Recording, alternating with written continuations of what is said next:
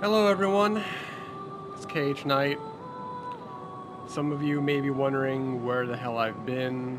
Where's the Bloodborne season finale? Well, there's some unfortunate news about that.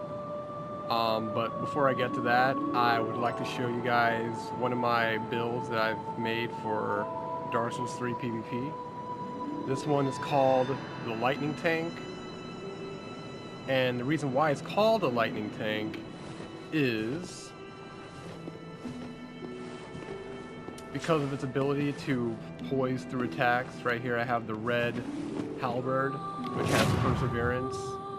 Gives me a temporary poise increase and lets me just tank through hits for a short amount of time. My talisman also has unfaltering prayer, which also gives me poise.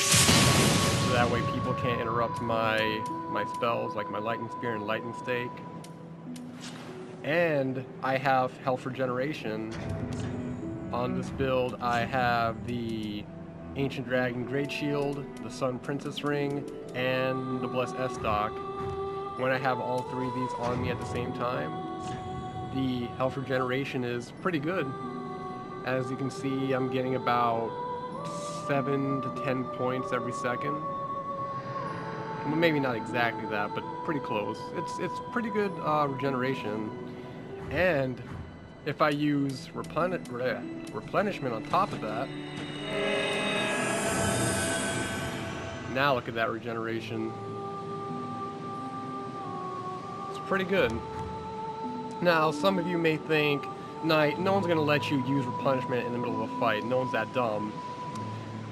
That isn't always the case. What I like to do is use these lightning spells to deter people from being too aggressive with me. So I would throw out a lightning spear, you know, make them want to keep their distance with the lightning stake. I like to mix these two up. So they see me use the lightning spear, they'll think, okay, I can just roll past those lightning spears and punish them. But then, when they try to get in close, I just pull out that lightning stake to punish them. And then you think, okay, now he's got the lightning spear and the lightning stake, I have to be careful because I don't know which one he's going to use. And then once they're far enough away, I'll use the replenishment. And, when you see me pull out that talisman, they'll think, oh shit, here comes another lightning stake, I better stay back. But nope, instead I use replenishment, and, I get the spell off, and now I'm getting super fast health regeneration. So, in summary, the strength of this build is its ability to poise through attacks with faltering prayer and perseverance. The high lightning damage. Here are my damage stats right here.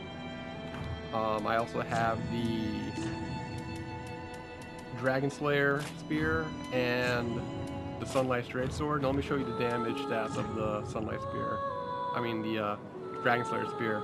462 damage. It's not bad. The that L2 when it connects, it can do almost 700 damage. And the Sunlight Spear I use with the L2, the weapon art. Oh, I don't have enough. Hashimoto's, there we go.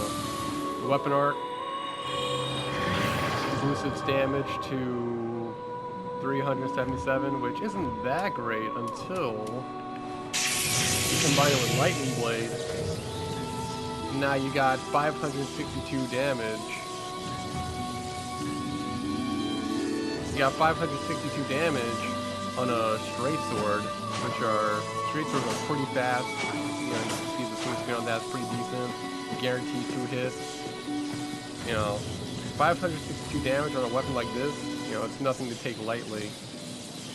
So I've gathered a bunch of clips for you guys to look at. Just skip forward to it and enjoy. But now I'd like to talk about the Bloodborne tournament and what happened to that. Well, unfortunately, after Dark Souls 3 came out, things kind of fell apart. We tried to get the winners to come together and play, but some of them, they were just ready to move on to Dark Souls 3 and they didn't want to come back to Bloodborne. And, I don't blame them. Coming back to Bloodborne, they would have to relearn the controls and relearn the timings, and, they're not playing at their best, they're rusty. So and it took forever to get the matches done. Like, we would only be able to get one match done per week.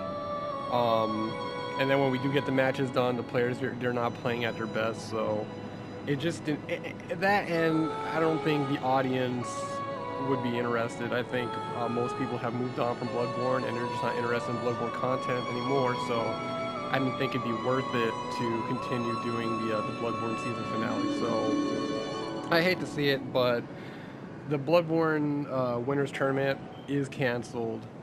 But I'm thinking maybe we can go back to it, but not in Bloodborne, but in Dark Souls 3 instead. We'll do the Winners Tournament, have all the winners from the Bloodborne seasons fight each other in Dark Souls 3, so that way they're not rusty, they don't have to worry about learning the controls, and everyone will be interested, the players and the audience. The only problem we would have to fix is just the schedules, but that's what I'd like to do. Nothing's guaranteed. It may or may not happen, but we'll see. We'll see if we can get the Winners Tournament done in Dark Souls 3. And then, what about Dark Souls 3 tournaments? Well, the plan is to get started on that by the beginning of summer 2016. Who knows? It may come sooner. I'm kind of waiting on FromSoft to patch the game a little bit more, because if you've been playing this game as much as I have, you probably have noticed some things that are a little unbalanced. So I would like to see a few more fixes come to the game before I start tournaments. But if not, then I'll start the tournaments by summer 2016 at the latest.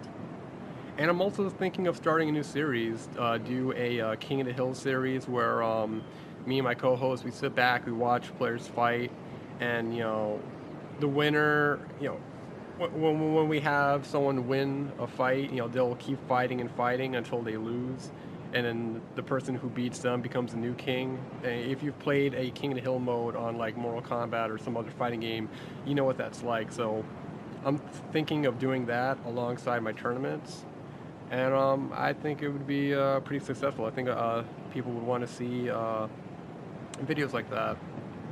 So that's it. That's it for the update. Thank you for watching, and enjoy the rest of this video. Enjoy the rest of this lightning tank footage. And later.